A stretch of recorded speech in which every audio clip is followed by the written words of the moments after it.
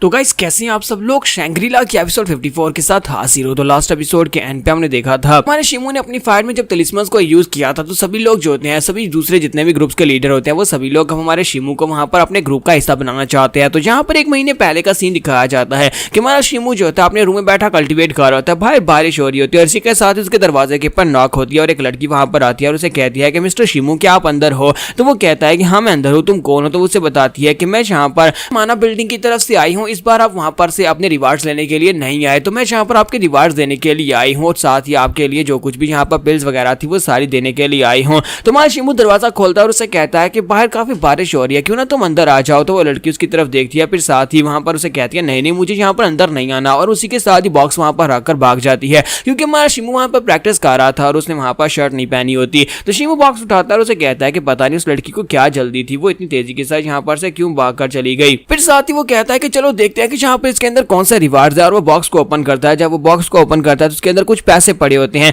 और उसके अंदर पैसे होते हैं और साथ ही वहां पर कुछ उसकी की को रिप्लेनिश करने के लिए कुछ टॉनिक्स होते हैं। तो तकरीबन में हाल में वहां पर 3 बॉटल्स होती है। तो वो एक बॉटल को उठाता है और उसे कहता है कि इसके अंदर तो ब्लड स्ट्रेंथनिंग पिल्स हैं। मुझे लगता है कि मेरी कल्टीवेशन को बढ़ाने में लिए काफी रहेंगे, लेकिन ये काफी ज्यादा कम है, इतने काफी नहीं है। फिर साथ ही वो देखता है क्योंकि उसके पास अपने भी काफी सारे होते हैं, क्योंकि उसने वहां पर बहुत सारे टॉनिक्स और बहुत सारी पिल्स जो होती हैं वो यूज कर ली होती है। तो वो कहता है कि मेरे पास तो पहले से यहाँ पर काफी सारी हैं और मुझे नहीं लगता कि ये सारी की सारी यहाँ पर मेरे काम आने वाली हैं। अगर मास्टर के कहे के मुताबिक मैं यहाँ पर तलिस्मन बनाना सीख जाता हूँ तो फिर मुझे फाइटिंग में एडवांसमेंट मिल सकती है, क्योंकि बाकी के सभी लोग यहाँ पर एडवांस हो चुके हैं और मेरे पास यहाँ पर तलिस्मन बनाने की अभी तक एबिलिटी नहीं है। मास्टर जू ने उसे वहां पर अपने पास से 2 टेक्निक्स नहीं दी थी और उसे कहा था कि अगर तुम यहाँ पर तलिस्मन और फॉर्मेशंस बनाना चाहते हो तो उसके लिए तुम्हें इन टेक्निक्स को मास्टर करना चाहिए। तो हमारा शिमू जो होता है वहां पर उन टेक्निक्स को लेकर बैठ जाता है और कहता है कि मास्टर जू के कहे के मुताबिक मैं यहाँ पर इन्हीं को पढ़ना स्टार्ट करता हूँ, हो सकता है कि इनकी मदद से मैं यहाँ पर तलिस्मन और फॉर्मेशंस बनाना सीख जाऊं। और साथ ही वो बताता है कि एक फॉर्मेशन और एक तलिस्मन दोनों सेम होते हैं। फॉर्मेशन जो होती है वो लार्ज स्केल होती है और उसके लिए बहुत सारे रिसोर्सेज खर्च होते हैं, लेकिन यहाँ पर जो तलिस्मन होते हैं वो छोटे होते हैं, पेपर के ऊपर इंस्क्राइब किए होते हैं वर्ड्स होते हैं जिनको यहाँ पर एक्टिवेट करने के बाद जबरदस्त एनर्जी निकलती है और वो पोर्टेबल होते हैं और जब चाहे उन्हें जहाँ पर भी यूज किया जा सकता है। इसी वजह से तलिस्मन बनाना जो है वो ज्यादा बेहतर है। इसी वजह से मैं यहाँ पर तलिस्मन की आर्ट को ही सीखना चाहूंगा, लेकिन ये काम इतना भी आसान नहीं है। बहुत सारे ऐसे कल्टिवेटर होते हैं जो कि सुशी होते हैं और साथ ही वो तलिस्मन बनाना चाहते हैं, लेकिन वो तलिस्मन बना नहीं पाते। तलिस्मन बनाने का काम भी बहुत ज्यादा मुश्किल होता है। सभी लोग इस जगह के ऊपर आकर स्टक हो जाते हैं जहां पर उनके पास पेपर तो होता है, लेकिन पेपर के ऊपर वो अपनी एनर्जी के साथ वर्ड्स को इंब्यूट नहीं कर पाते और उसके साथ एक तलिस्मन इंस्क्राइब नहीं कर पाते। मुझे लगता है कि इस आर्ट को सीखना मेरे लिए भी काफी ज्यादा चैलेंजिंग हो सकता है, जहां पर बहुत सारे दूसरे टैलेंटेड कल्टिवेटर्स जो थे उन सभी लोगों ने हार मान ली। तो फिर मैं यहाँ पर हार क्यों मानूंगा? मुझे यहाँ पर हार नहीं माननी, बल्कि मुझे यहाँ पर इस टेक्निक को सीखना ही होगा। तो हमारा शिमू कहता है कि मुझे यहाँ पर स्ट्रॉन्गर बनना, और इसी के साथ हमारा शिमू जो होता है वहीं पर बैठकर ट्रेनिंग करना स्टार्ट करता है। लेकिन 5 दिन के बाद का सीन दिखाते हैं कि वो बेचारा वहीं पर थक हार कर बैठ जाता है और कहता है कि ऐसा कैसे हो सकता है। पहली बार मुझे लगा था कि ये सिर्फ और सिर्फ एक कोइंसिडेंस है कि मैं यहाँ पर तलिस्मन के ऊपर इंस्क्राइबिंग नहीं कर पा रहा,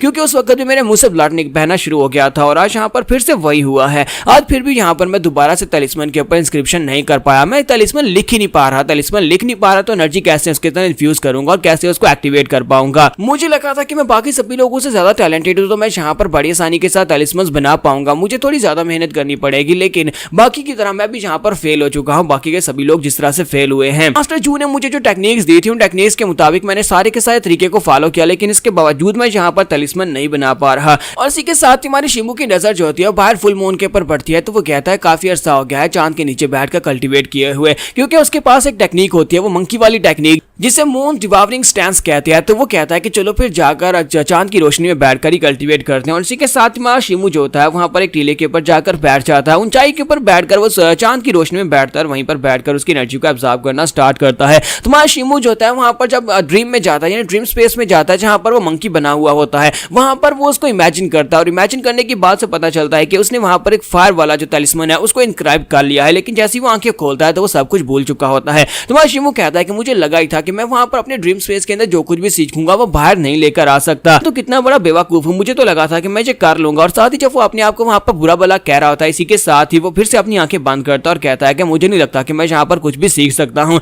और इसी के साथ ही मंकी की आंखें चमकती हैं और वो वहां पर फिर से बेहोश हो जाता है। उसके बेहोश हो जाने के बाद जब दोबारा वो उठता है तो उठने के बाद वो कहता है कि ये क्या सुबह हो गई, मैं तो रात के वक्त यहाँ पर बैठा हुआ था। और सुबह के वक्त जब सामने सूरज की तरफ देख रहा होता है, इसी के साथ उसे वहां पर अपने दिमाग के अंदर एक तलिस्मन दिखाई देता है। अपने दिमाग के अंदर उसे सारी की सारी राइटिंग्स समझ आती हैं, जहां पर एक फायर तलिस्मन की राइटिंग होती है जो रात के वक्त वो मैं याद करने की कोशिश कर रहा था। तो वो कहता है कि ये क्या, मैंने तो यहाँ पर एक फायर तलिस्मन कब मेरे दिमाग के अंदर आकर छप गया, इसका मतलब यह है कि मैं इसको पेपर के ऊपर नोट डाउन कर सकता हूँ। अगर मैंने यहाँ पर इसको सीख लिया तो उसका मतलब यह है कि मैं बाकी के सभी तलिस्मन बनाने के जो प्रोसीजर्स हैं उन सभी को भी ड्रीम स्पेस में बैठकर मास्टर कर सकता हूँ, यानी कि अपनी उस स्पेशल टेक्निक मून डिवावरिंग स्टैंस में बैठकर इसको मास्टर कर सकता हूँ। तो शिमो कहता है कि अब जबकि मैंने यहाँ पर इसको अपने दिमाग के अंदर छाप लिया है, लेकिन अब यहाँ पर इसे पेपर के ऊपर ट्रांसफर करना होगा। पेपर के लिए यहाँ पर स्पेशल पेपर्स यूज होते हैं, जिसके लिए मुझे यहाँ पर शॉप के ऊपर जाना पड़ेगा। और हमारा शिमो जो होता है वो जल्दी से भागता हुआ 5 एलिमेंट स्टोर के ऊपर जाता है, वहां पर से जाकर काफी सारे पेपर्स लेकर आता है जिनके ऊपर वो तलिस्मन्स बना सकता है, क्योंकि उसे यहाँ पर प्रैक्टिस के लिए बहुत सारे पेपर्स की जरूरत पड़ने वाली है। इसी वजह से बहुत सारे लो ग्रेड के तलिस्मन्स लेकर आता है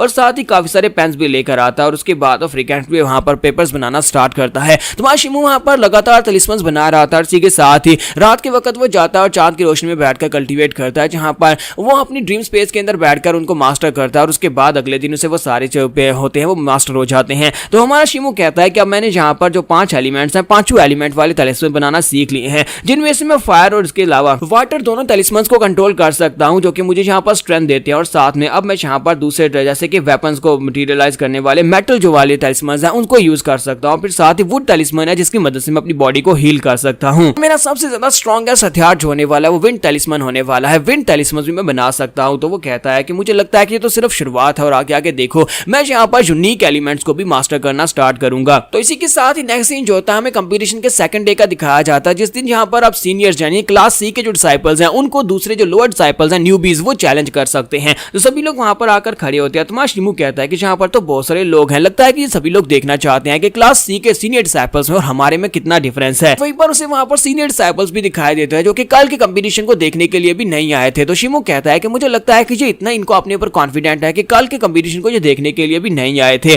और साथ ही वो अपने आसपास देखता है तो वहीं पर उसे ब्रदर बाइशी दिखाई देता है। बाइशी उसके पास आता है, उसे हेलो बोलता है। तो इसी के साथ ही ज़ाओमिंग भी वहां पर होता है और उसे कहता है कि मुझे लगता है कि मैं इस तरह के लोगों के ऊपर टाइम वेस्ट नहीं करना चाहिए। तो ज़ाओमिंग जो होता है वो अभी भी हमारे शिमो से काफी ज्यादा गुस्सा होता है, जबकि हमारा शिमो से कहता है कि ज़ाओमिंग एक दोस्त होने के नाते मैं यहाँ पर तुम्हें मशवरा दूंगा कि जल्दी से होश में आ जाओ वरना तुम्हारे लिए काफी ज्यादा बुरा रहेगा। और बाइशी दोनों से कहता है कि अब शांत भी हो जाओ, तुम दोनों यहाँ पर अभी भी कल की बात को लेकर क्यों झगड़ रहे हो, तुम दोनों यहाँ पर दोस्त हो, फिर झगड़ा मत करो। जैसे वहां पर वो दोनों को शांत करवाने की कोशिश कर रहा था तो वो शिमो का नाम लेता है। तो वहां पर आसपास जितने लोग होते हैं वो सारे शिमो के ही नाम के गुन गाने शुरू कर देते हैं और कहते हैं तो यही वो लड़का शिमो है, ये वो लड़का शिमो है जो कि एक सुशी भी और ऊपर से तलिस्मन्स बनाना भी जानता है, इसने तलिस्मन्स बनाना भी सीख लिया है। और ज़ाओमिंग जैसे जैसे उसकी तारीफें सुन रहा था उसको और भी ज्यादा गुस्सा आता है। वो कहता है कि शिमो एक ना एक दिन मैं यहाँ पर तुम्हें हरा कर दिखाऊंगा और उसके बाद मैं तुम्हें पीछे छोड़ दूंगा और खुद आगे बढ़ जाऊंगा। एल्डर ऊपर बैठे होते हैं और उन सभी बच्चों से कहते हैं कि जितने भी न्यूबीज हैं तुम सभी लोग यहाँ पर अपने सीनियर्स को चैलेंज कर सकते हो, लेकिन जरा सोच समझकर चैलेंज करना, क्योंकि अगर तुम्हें यहाँ पर अपने सीनियर को हरा दिया तो तुम्हें उसकी रैंकिंग मिलेगी, लेकिन अगर उसे नहीं हरा पाया तो तुम्हारे साथ बहुत ही बुरा होने वाला है, हो सकता है कि तुम क्रिपल हो जाओ। अब जल्दी से यहाँ पर बताओ कि तुम में से कौन सा न्यूबी यहाँ पर किसको चैलेंज करना चाहता है। तुम लोगों में से कोई भी यहाँ पर न्यूबी जो है वो अपने सीनियर डिसाइपल का नाम पुकारे और कहे कि मैं इसको चैलेंज करना चाहता हूँ और वो अरीना में आ जाए। तो यहाँ पर हम लोग अपनी एपिसोड 54 का एंड करेंगे और नेक्स्ट एपिसोड में देखेंगे कौन किसको चैलेंज करेगा, क्या हमारा शिमो यहाँ पर फाइट करेगा या नहीं।